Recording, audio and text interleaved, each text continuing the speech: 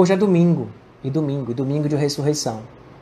E a gente sempre, no domingo, pelo menos eu, já tive alguns momentos muito especiais com Deus no domingo de ressurreição.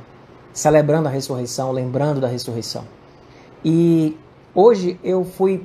Na semana a gente já fez aquela tarefa, né, de ler com a família e tudo, e eu fui ver, tanto em Mateus, como Marcos, como Lucas e João, os eventos da ressurreição, as coisas que Jesus tinha feito ressurreto, né? Um momento que Jesus ressuscita, o que ele faz, para onde o que ele realiza ali, né? E eu fui vendo, e uma coisa me chamou a atenção, pessoal. O Jesus ressurreto continuou sendo Jesus. O Jesus ressurreto continuou sendo Jesus.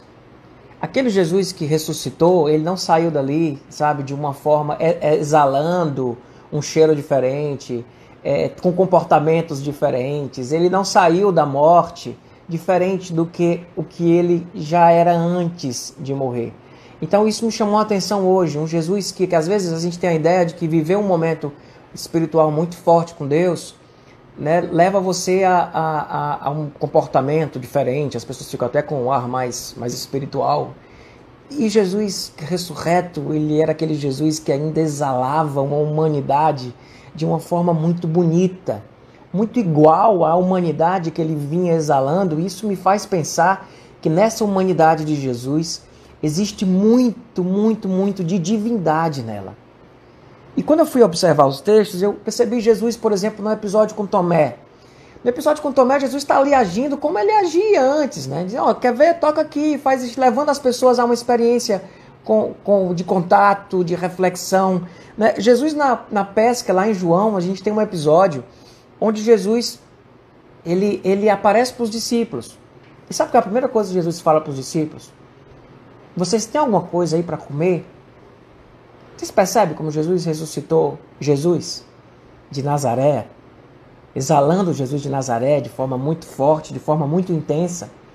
Então ele se levanta, ele vai e encosta, o que vocês têm para comer? Aí os caras, não, a gente não tem nada, a gente não pescou nada. Aí Jesus faz a mesma coisa que ele tinha feito com eles, joga a rede lá de cá. Aí os caras vão e traz muito peixe.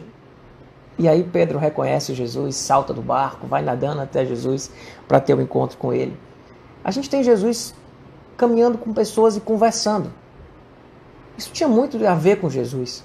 Jesus caminhando com pessoas do caminho de Emaús, que foi até uma que a gente usou no musical no ano passado. O caminho de Emaús, Jesus está caminhando com pessoas e conversando com elas, explicando as coisas, falando sobre uma série de coisas. Esse Jesus que tem, sabe, contato com gente, que gasta tempo ouvindo gente, que gasta tempo conversando com gente. O Jesus ressurreto era o Jesus que no caminho de Emaús foi lá conversando um tempão. E quando chamaram ele para comer, para entrar na casa e sentar à mesa com eles e ficar mais um pouco, Jesus não resistiu e acabou continuando com eles. Nós temos um Jesus que quando os discípulos vêm lá com peixe, Jesus diz, faz um churrasco de peixe, senta com os discípulos na beira da praia, sabe? Então o Cristo ressurreto é um Cristo, um Jesus inteiramente humano e exalando a humanidade, a mesma humanidade do Cristo antes de sua morte. E para mim isso é a autenticação desta humanidade, a autenticação de uma série de coisas que Jesus fez e ele continua fazendo. Ele senta lá com os discípulos e vai comer peixe com eles. Olha para Pedro e diz, né, Pedro, tu me amas? Aí Pedro responde, Jesus com o senso de humor dele, com aquilo quase irônico, a forma quase irônica com que Jesus fazia questionamentos para obter respostas que fossem respostas não apenas do pensamento, mas respostas do coração. Jesus ressurreto continuou sendo Jesus. Mas uma coisa me chamou muita atenção. É que Jesus naquela manhã de domingo, ele aparece primeiramente a Maria Madalena. E aí Jesus está sendo muito Jesus. Jesus ressurreto está sendo muito Jesus de Nazaré. Aparecendo primeiramente a Maria Madalena. O registro de Lucas chega a afirmar que quando Maria Madalena chega lá nos discípulos dizendo que tinha visto o Cristo ressurreto, eles não acreditaram nela. Não acreditaram nela. Sabe por quê? Porque ela era mulher. E como mulher, o testemunho de uma mulher não tinha validade. Eles acharam que ela estava falando como uma louca, não deram atenção ao que ela tinha falado. E Jesus resolve aparecer a uma mulher. E não qualquer mulher, ele aparece a Maria Madalena, que a Bíblia diz que dela foram expulsos 7 demônios. E esses 7 demônios é tipo um símbolo da plenitude de alguém endemoniado, se a gente poderia assim dizer. A totalidade de alguém endemoniado. Essa mulher vinha de uma vida completamente desgraçada.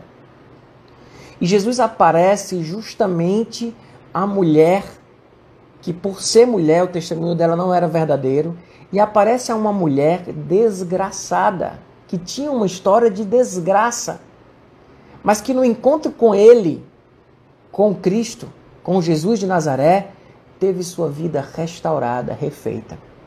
E não há nada mais simbólico no dia da ressurreição do que aparecer primeiramente para alguém definidamente pecadora e alguém que conhecia a ressurreição. Porque esta mulher já conhecia o sentido da ressurreição. De que a ressurreição significa, meus irmãos, novidade de vida. A ressurreição significa que aquilo que está morto pode reviver. E quando Jesus aparece a Maria Madalena conhecia o poder de reviver. Não como Lázaro, mas de reviver, de poder reviver, de poder ter uma nova vida a partir de uma vida já completamente marcada pela morte. Então Maria Madalena, quando Jesus aparece para ela, Jesus está aparecendo para alguém que conhecia o poder da vida sobre a morte. Porque Jesus, como sendo a vida, chegou na vida dela e fez com que aquilo que a morte tinha gerado pudesse ser revertido. Jesus chega justamente a Maria Madalena para passar essa mensagem para ela, para passar essa história e para tornar ela a primeira que iria assim dizer: Ele ressuscitou. Ele ressuscitou. E aí, meus irmãos, eu fui para o registro de João. E lá no registro de João, a gente tem... E aí esse texto eu queria compartilhar com vocês, porque aparecem os discípulos todos e depois eles vão embora, eles voltam. Mas Maria não volta, Maria fica no túmulo. De acordo com o registro de João, os discípulos voltam para casa, mas a Maria continua lá. Maria continua lá sentada na beira do túmulo e ela estava chorando. Aparece primeiro para ela os anjos e depois aparece para ela o próprio Jesus. O próprio Jesus aparece para Maria Madalena e eu queria ler esse texto aqui com vocês. Eles lhe perguntaram, os anjos perguntaram para a mulher: Mulher, por que você está chorando? E ela responde: Levaram embora o meu Senhor, respondeu ela. Eu não sei onde o puseram. Nisto ela se voltou e viu Jesus ali, em pé, mas não o reconheceu. Disse ele: Mulher, por que está chorando? Quem você está procurando? Pensando que fosse o jardineiro, e a mulher achou que fosse o jardineiro, ela disse: Se o Senhor levou embora, diga-me onde o colocou, e eu o levarei. Jesus lhe disse: Maria. Então, voltando-se para ele, Maria exclamou em aramaico: Rabone, que significa mestre. É justamente esse texto. E aí, tanto a pergunta dos anjos, quanto a pergunta de Jesus, elas foram a mesma pergunta. Eles perguntaram a mesma coisa. Disseram: Mulher, por que você está chorando? Por que você está chorando? Maria ainda estava impactada pela morte, pelo sepultamento. E talvez ela não estivesse olhando para a ressurreição. Ela estivesse olhando apenas para o sepultamento. E ele pergunta: por que você está chorando? Depois, quando Jesus aparece, ele pergunta: o que você está procurando? É como se Jesus dissesse assim: mulher, e a ressurreição? Você esqueceu que sobre a morte existe o poder da vida? Que quando toda a esperança se vai, existe na ressurreição a possibilidade de recomeçar, de viver novamente, Ela acha que Jesus era o jardineiro. E naquele momento, ela não compreende, ela não consegue, ela diz, me diz onde você colocou, porque eu vou lá pegar. E neste momento, Jesus diz, Maria. Ele chama ela pelo nome. Ele chama ela pelo nome. E quando ela escuta Jesus chamando ela pelo nome, é como se ela, sim, nesse momento, caísse a ficha dela de que a morte tinha sido vencida pela vida.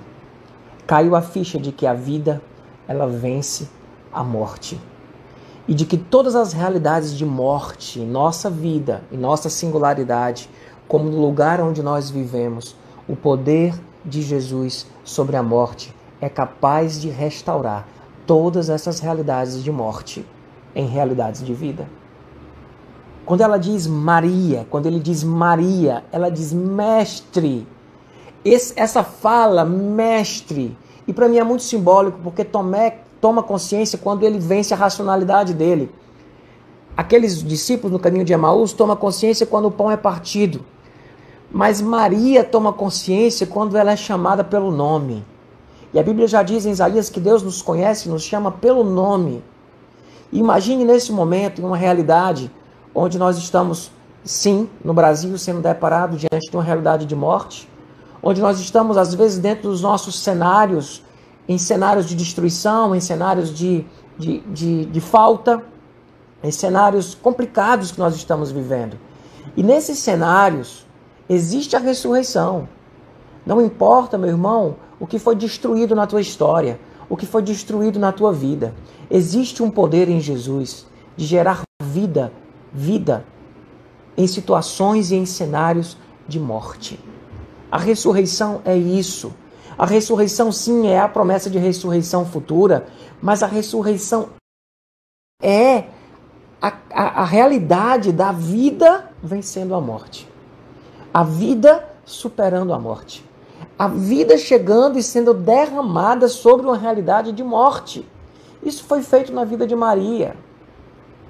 Ela com 7 demônios, com uma vida desgraçada. Jesus chega e derrama vida sobre aquela realidade de morte. E ela começa a viver. Por isso a pergunta dos anjos, por que você está chorando? Às vezes quando a gente está enfiado dentro de uma realidade de morte, a gente está enfiado dentro de uma realidade de problema, de circunstâncias, a gente fica tão afunilado assim, com o nosso olhar voltado para os sepultamentos, que a gente perde a perspectiva da vida e da ressurreição. Nós temos vivido realidades de morte, temos vivido realidades de muitos sepultamentos. Sepultamentos de cenários, sepultamentos de emprego, sepultamentos de receita, sepultamentos de renda, sepultamentos de histórias, de vidas, de relacionamentos. E neste momento de sepultamento, nós precisamos lembrar que existe o domingo. Nós precisamos lembrar que existe o terceiro dia. Nós precisamos lembrar que sobre a morte existe o poder da vida. E que Jesus é capaz e poderoso para gerar vida em realidades de morte que nos cercam. Ou realidades de morte que estão dentro do nosso coração. Aqui dentro do nosso coração. Jesus tem como realizar vida, gerar vida em realidades de morte dentro do nosso coração. Você crê nisso? Se Jesus te chama hoje pelo nome, e diz Maria, e diz Ana Paula, e diz Adriane, e diz Cláudio, e diz Lúcio, e diz Aninha, e diz Hildebrando, sabe, se ele chama você pelo nome, e diz, para de olhar para a realidade da morte. Existe vida, a vida chegou. É o que Jesus está dizendo, por que você está chorando? O que você está procurando olhando para esse túmulo? O que você está procurando olhando para este túmulo?